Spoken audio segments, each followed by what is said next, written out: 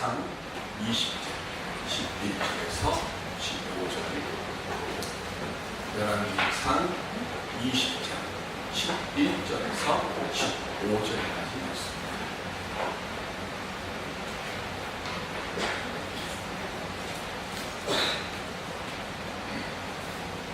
이스라엘 왕이 대답하여 이르되 갑옷 입는 자가 갑옷 벗는 자 같이 자랑하지 못할 것이라 하라 하니라. 그때 다시 왕들과 상하에서 마시다가 이 말을 듣고 그의 신하들에게 이르되 너희는 진영을 치라 하매 곧 성문을 향하여 진영을 치니라.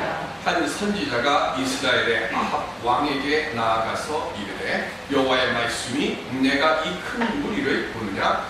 내가 오늘 그들을 내 손에 넘기니 너는 내가 여호와인 줄을 알리라 하셨나이다. 아합이 이르되 누구를 통하여 그렇게 하시리까?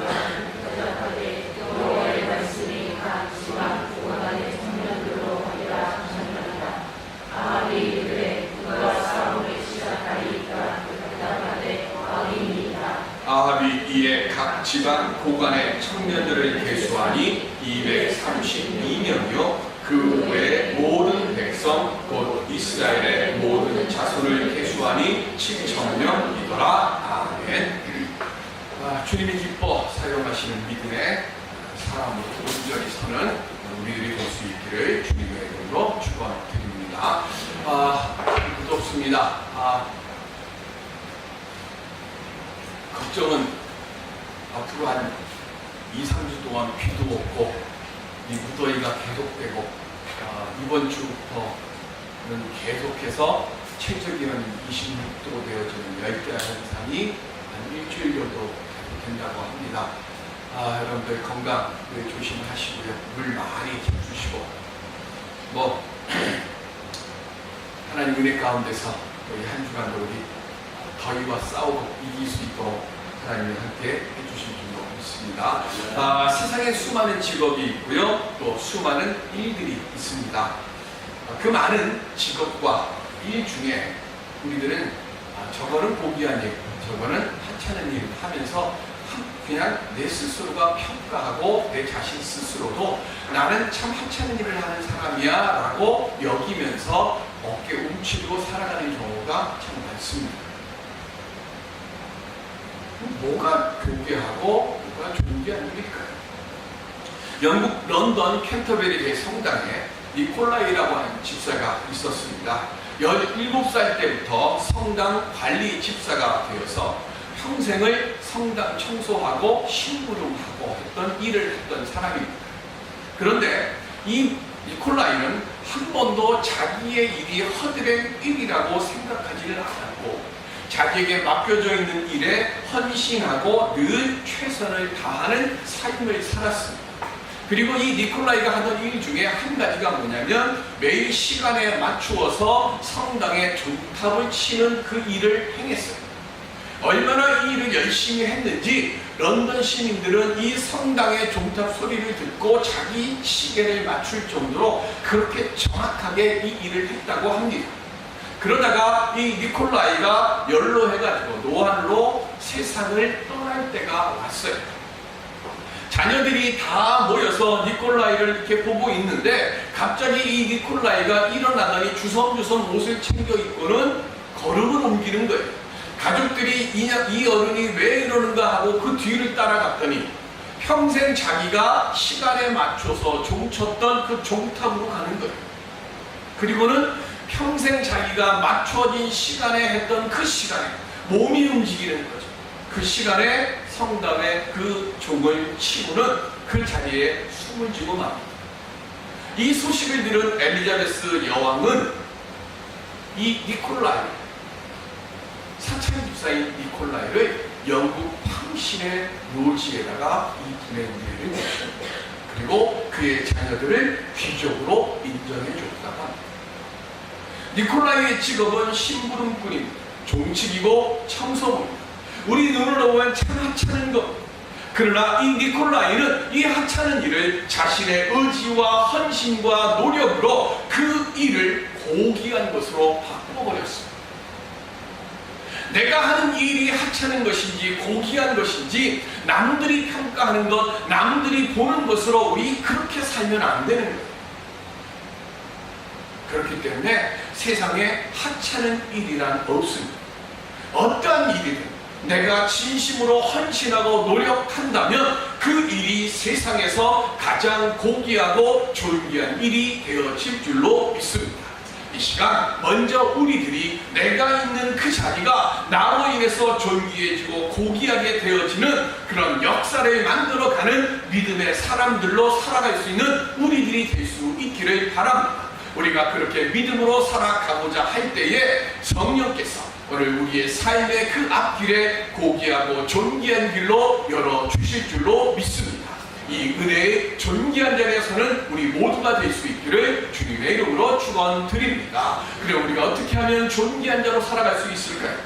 아람 왕 베나닷이 자기에게 조공을 바치는 32개의 국가와 연합을 해서 북왕국을 쳐들어왔습니다. 32개 하니까 엄청나게 많은 것 같은데 그냥 도시국가들이 그냥 조그마한 국가들의 군사들을 모아서 북왕국 이스라엘을 쳐들어왔습니다. 그런데 베나닷이라고 되어 있습니다. 베나닷은 그 왕의 이름이 아닙니다. 애굽의 왕은 뭐라고 하죠? 파라오라고 합니다. 바로 우리 성경에 나오면 바로. 마찬가지로 아람의 왕의 호칭이 베나닷이에요. 그러니까 이 왕의 이름은 뭔지는 몰라요. 그냥 베나닷, 그냥 그 당시에 아람을 통치하던 통치자가 연합군을 몰아서 쳐들어왔습니다. 당시 북왕국의 왕은 아합입니다. 아람 연합군이 이 사마리아 성을 포기한 뒤에 사자를 보내요. 그리고는 아합에게 이렇게 이야기합니다. 너에게 속해 있는 은과 금은 물론 너의 처자까지도 다 내 것이다 라고 말합니다. 그랬더니 아합이 하는 말이 자기에게 속한 것을 달라고 하는 그 요구를 다 들어주겠다고 이야기를 합니다. 왜냐하면 전쟁의 승패는 해보기 전에 이미 결정난 거예요. 아합은 전쟁을 위한 아무 준비가 없이 지금 아람 연합군의 지금 대군을 맞이했기 때문에 전쟁을 하면 이건 백전백패, 이게 눈에 뻔히 보이는 거예요. 그러니까 내 거 달라고 하는 것에 대해서는 그래 줄게 하고 요구를 들어줬습니다. 그런데 1차 요구를 들은 베나닷이 다시 그 다음날 사신을 보냈어요.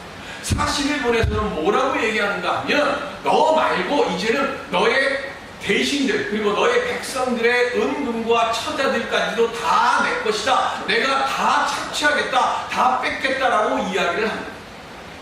내 것을 달라고 할 때는 아합이 그러겠다고 했는데 백성들 대신들의 것까지 달라고 하니까 아합이 이건 내가 결정할 수 있는 상황이 아니에요. 그래서 장로들을 모읍니다. 그리고는 베나닷의 요구를 이야기하니까 장로들이 다 하는 말이 한결같이 하는 말이 결사항전합시다라고 이야기를 합니다. 그래서 베나닷의 사신에게 우리는 결사항전을 하겠다. 1차 요구는 들어줄 수 있지만 두 번째 요구는 우리가 들어주지 못하겠다라고 사신을 돌려보냅니다. 이 돌아온 사신의 이야기를 들은 베나닷이 그 말을 듣고 사마리아에는 죄 하나 남기지 않도록 내가 멸망시키겠다라고 공언을 하고는 진영을 갖추도록 해놓고 그리고 나서 오늘 본문의 말씀이 시작됩니다. 아합이 뭐라고 얘기를 합니까? 갑옷 입는 자가 갑옷 벗는 자 같이 자라나지 못할 것이라 그랬어요. 이건 속담입니다. 근데 이거와 똑같은 속담이 우리나라에 있어요. 이게 뭐냐면 길고 짧은 건 대봐야 합니다 라고 하는 그 뜻이에요. 그런데 길고 짧은 건 대봐야 합니다 하고 결사항전을 이야기하는 아합이랑 또 장로들 무슨 대책이 있는가 하면 아무 대책도 없어요. 당장 쳐들어오면 그냥 성문 안 뚫리도록 그냥 지키는 것밖에는 할 것이 아무것도 없어요. 군대도 없고 준비해 놓은 것이 하나도 없어요. 능력도 없으면서 아합하고 회의를 하면서 그 땅의 지도자라고 하는 장로들이 그렇게 많은데 그 많은 사람들 중에 믿음 있는 사람이 하나도 없어요. 그냥 나이 많고 그 땅 성당의 지도자라고 하는 사람들로 지금 그 자리에 온 거예요. 내 거 주기는 아까워요. 아까우니까 뭐 하는가 하면 결사항전을 합시다라고 말은 하면서, 그러려면 결사항전을 하려면 뭐부터 해야 됩니까? 내 것부터 내놔야 될 거 아니에요.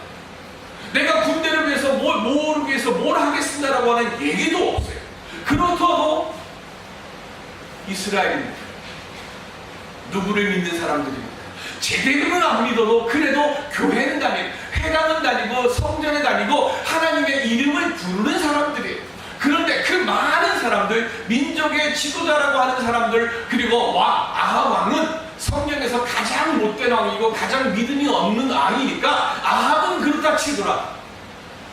그 많은 장로들이 단 한 사람도 우리 이렇게 어려우니까 하나님에게 여쭤봅시다, 아니면 하나님의 사람에게 찾아가서 어떻게 하면 좋지 물읍시다라고 하는 말하는 사람 하나도 없는데,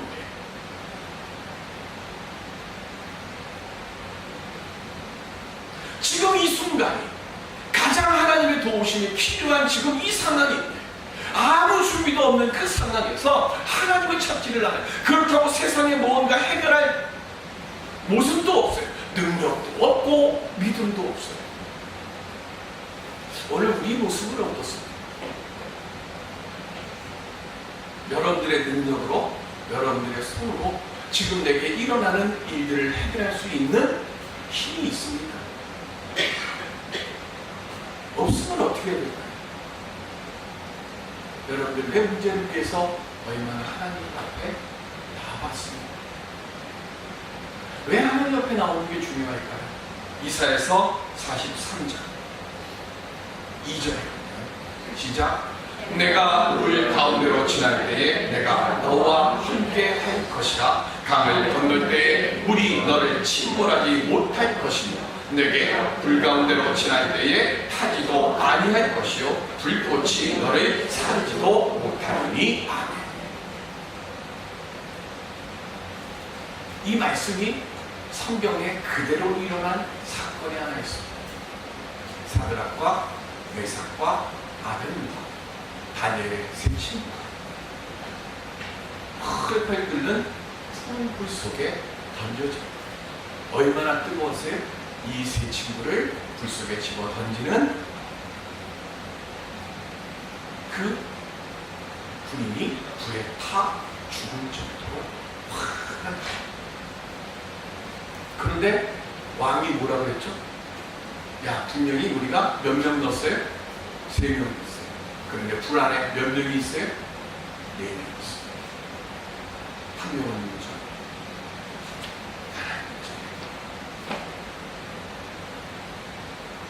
세 친구를 결박해서 넣었는데 뭐만 탔죠? 그 신기한 것이 성경에 분명히 줄만 탔어요. 옷이 탔다는 얘기가 없어요. 줄은 탔는데 옷은 안 탔어요. 너무 신기하지 않습니까? 그리고 그 불에서 몇 명이 나왔어요? 3명 나왔어요. 불 속에 몇 명이 있었어요?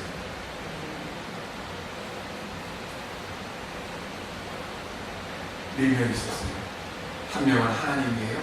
하나님은 불에서 나오셨어요? 안 나오셨어요?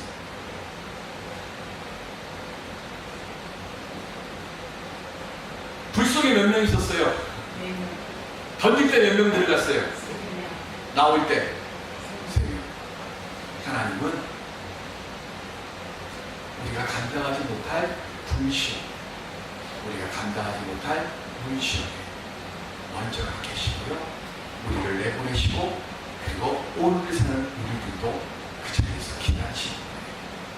하나님은 그 활활 타고 있는 불 속에 지금도 우리와 함께 하세요. 그래서 불시험에서 우리를 타지 않게 해주시고요, 범람하는 물이 우리를 삼키지 못하도록 우리를 돌보아 주시는 겁니다. 그렇기 때문에 위기의 자리에 있을 때 세상으로 가는 게 아니라 하나님을 찾는 자리에 우리가 나와야 되는 거예요. 내가 감당하지 못하고 내가 쓰러지고 내가 넘어질 것 같을 때, 내가 죽을 것 같을 때 세상을 가지 말고요, 하나님 앞으로 나오세요. 왜 하나님은 그 자리에 먼저 와서 우리를 기다리고 계시고요. 우리를 그 시험의 자리에 그 불과 물 속에서 우리를 내어 보내주시려고 그 자리에 머물고 계시기 때문에 그렇습니다. 이 시간 우리의 불시험과 물시험 자리에 나와 함께 하시는 하나님, 나를 기다리시는 하나님을 발견할 수 있는 믿음의 눈이 열려지는 우리 모두가 되시기를 바랍니다. 아합은요, 이 위기의 순간에도 어떻게 했어요? 하나님 안 찾았어요. 그럼 버려주실까요? 다음 주에 이 2부가 나옵니다. 결국 버려집니다. 그러나 하나님은 버리더라도 어떻게 하셨어요? 그냥 버리지 않으셨어요. 어떻게 했어요? 그를 찾아와 주셨어요.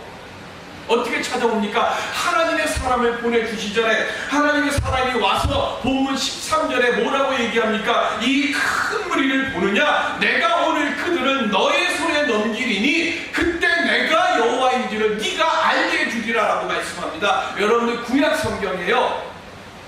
77번 나오는 말씀이 있습니다. 77번이나 나오는 말씀이 뭐냐면 여호와임을 알게 하리라는 이 말씀이에요. 여호사밧에게도 함께 하셨고요, 히스기야에도 이 말씀으로 함께 하셨어요.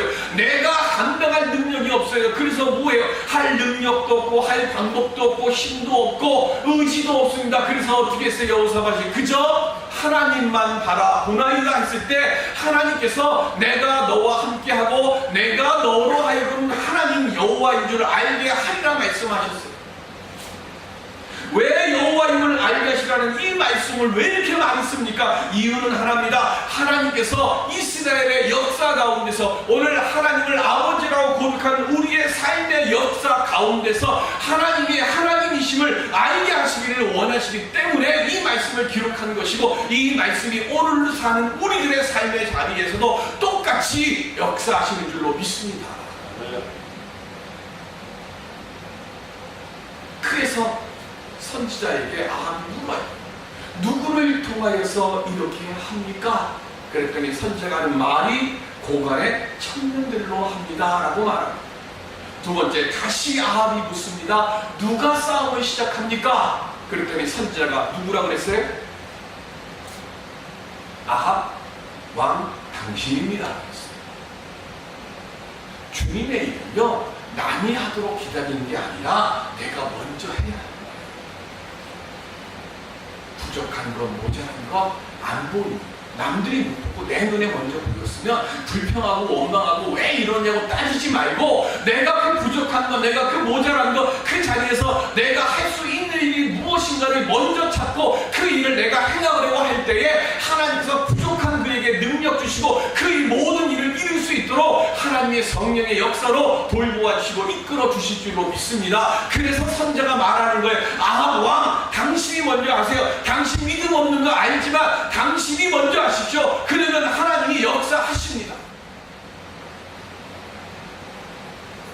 그래서 아합이 그 말씀대로 고관들의 잔 청년들을 모았더니 몇 명이냐면, 몇 명이라고 했어요? 오늘 본문에 272명. 그리고 병사들을 모았더니 몇 명이요? 7,000명.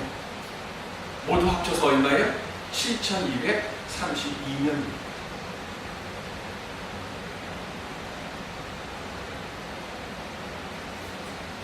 무슨 나라가 전쟁을 치르는데 준비된 군대도 없고 또 군대도 갑작스럽게 모아서 해놨더니 7,232명이, 이것 가지고 무슨 싸움이 되겠어요? 아마 아합이 하나님의 사람의 말을 듣기 전이었다면 그랬을 거예요. 그런데 믿음 없는 아합이 하나님의 사람의 말을 듣고 나서 그 마음속에 뭐가 생겨요? 어떤 믿음이 만들어지는 거예요. 어떤 믿음이요? 사무엘상 17장 47절 시작. 또 여호와의 구원하심이 칼과 창에 있지 아니함을 이 무리에게 알게 하리라. 전쟁은 여호와께 속하는 것인즉 그가 너희를 우리 손에 넘기시리라. 아멘. 다윗이 골리앗 앞에 나갔을 때 한 얘기예요. 누가 봐도 다윗이 게임이 안 되는 상황. 그런데 다윗과 골리앗의 차이가 하나 있습니다. 다윗은 하나님의 이름으로 나갔고 골리앗은 인간의 힘, 세상의 힘으로 나갔어요. 세상의 눈으로 보면 세상에 힘이 센 골리앗이 이기는 게 당연한 거예요. 전쟁은 누가 이겼어요? 다윗이 이겼어요. 에이 청개구리 다윗이 이겼어요.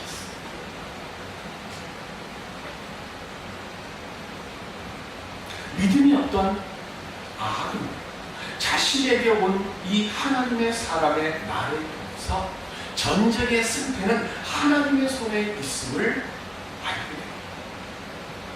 그리고 믿음으로 나간 아합은 이 베나답 연합군을 크게 이겼습니다. 이게 내 성경에 있습니다. 이유는 하나입니다. 하나님은 어떤 분이신가를 우리에게 알게 해주시기 위해서 기록되어 있는 겁니다.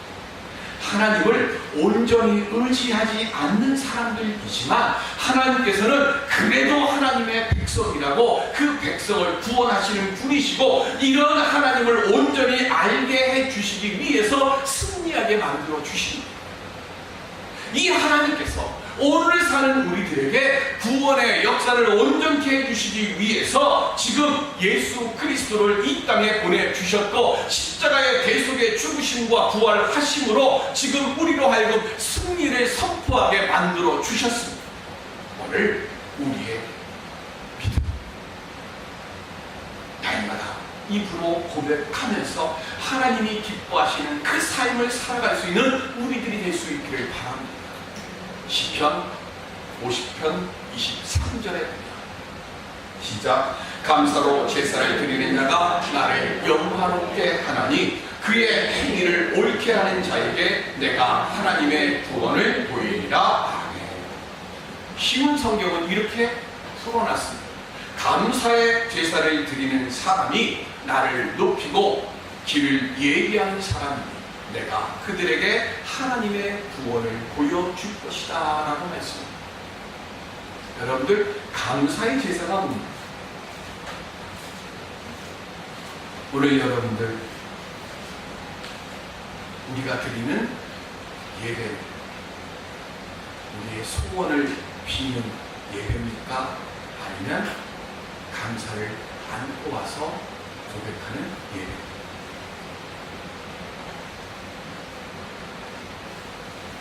예배는 하나님께 드리는 것입니다. 하나님을 향한 우리의 사랑을 고백하는 데서부터 시작하는 것이 예배입니다. 우리 소원을 간구하는 시간이 아니라 하나님이 나로 하여금 하나님께 예배드릴 수 있도록 믿음 주셨고 건강 주시고 또한 지혜 주셨음을 감사해서 기뻐하는 것으로 시작하는 것이 예배. 이게 왜 중요합니까? 시편 37편 4절에 보면 시작. 또 여호와를 기뻐하라. 그가 내 마음의 소원을 내게 이루어 주시리로다. 아멘. 뭐라고요? 감사가 복이라고 했어요. 오직 하나님의 은혜만을 생각하면서 먼저 감사의 고백을 드리라는 거예요. 하나님, 내 소원이 이것도 있고 이것도 있고 이것도 있습니다. 하나님이 기도 제목 들어주세요. 이게 아니라 하나님 앞에 나와서 예배드릴 수 있게 해주시면 하나님 감사합니다. 하나님 내 입술로 찬양할 수 있게 해주셔서 감사합니다. 내가 감사할 수 없는 상황, 내가 감사할 수 없는 육신의 모습이라 할지라도 하나님께 내가 먼저 감사로 하나님께 영광 돌리고 하나님을 찬양하면 그때 하나님께서 뭐 하신다고요? 너의 소원을 어떻게 하신다고요? 이루어 주신다고 말씀하시는 거예요. 예배는 내가 한 가지 두 가지 기도해주고 그거 붙잡고 이거 응답해주세요라고 하는 것이 예배가 아니라 하나님을 알게 해주심에 감사함을 통해서 하나님께 감사를 고백하면 하나님이 그 감사하는 그 중심을 보시고 너에게 필요한 것이 이것이지 하고 하나님이 그 소원을 이루어 주신다는 것. 우리는 앞뒤가 바뀐 예배 드리고 있지 않습니까? 앞뒤가 바뀐 기도하고 있지는 않습니까? 제가 지난주에 USB를 잃어버렸어요. 사무실 다 뒤져도 안 나와가지고 할 수 없이 새 거를 샀어요. 근데 지금 마음이 너무 큰 것이 뭐냐면 제가 목회하면서 있었던 모든 자료들을 그 USB 속에 성경 공부 자료 공부 거기 다 들어가 있는데 지금 그게 없어졌어요. 한 가지 기대하는 건 뭐냐면 이사 갈 거니까 이사 갈 때 집 다 드러내면 어딘가 생각하지 못했던 곳에 이 소중한 USB가 다 여기 찌렁하고 탁 나올 것 같아요. 내 마음속에 무언가 잔뜩 들어가 있습니다. 보여야 할 것이 안 보여요. 버릴 거 좀 버리고 내려놓을 거 좀 내려놓으면 안 보였던 것이 뭐예요? 보여져. 우리는 감사를 남겨놓고 마음 비우는 연습을 해야 돼요. 하나님 앞에 기도할 때 감사를 계속 고백하다 보면 하나님께서 우리의 그 중심을 보시고 우리의 필요한 것들, 있어야 할 것들을 우리의 손으로 채우는 것이 아니라 성령의 역사로 채워 주실 줄로 믿습니다. 이걸 잃어버리니까 우리는 순종보다 하나님 마음 바꾸는 테크닉을 배우는 걸 이걸 기도라고 생각하고 이걸 믿음으로 착각하면서 살아요. 우리가 어떻게 하나님의 마음을 움직입니까? 하나님의 마음에 합당한 사람이 되도록 내가 바뀌어야 하나님이 그 부족한 부분을 채워주시는 역사가 그 속에서 일어나죠. 아합은 감사 모르는 사람이었고 성경에서 가장 악하고 가장 어리석은 사람이라고 평가받는 사람입니다. 엘리야를 통해서 심판의 말씀까지 들었던 사람입니다. 그러나 그런 아합에게도 하나님께서는 깨닫도록 모았어요. 도와주셨어요. 우리는 아합보다는 그래도 믿음이 있고 아합보다는 그래도 선한 사람이라고 저는 믿습니다. 그런 악한 아합에게도 하나님이 역사하시고 도와주셨는데 오늘 우리들이 하나님께 먼저 감사하고 주어진 일과 자리에서 하나님의 사람으로 구원받은 사람으로 내가 살아가려고 할 때에 하나님께서 우리의 연약한 육신의 강건함을 우리의 부족한 부분에 넘쳐나는 은혜로 응답 안 해주시겠습니까?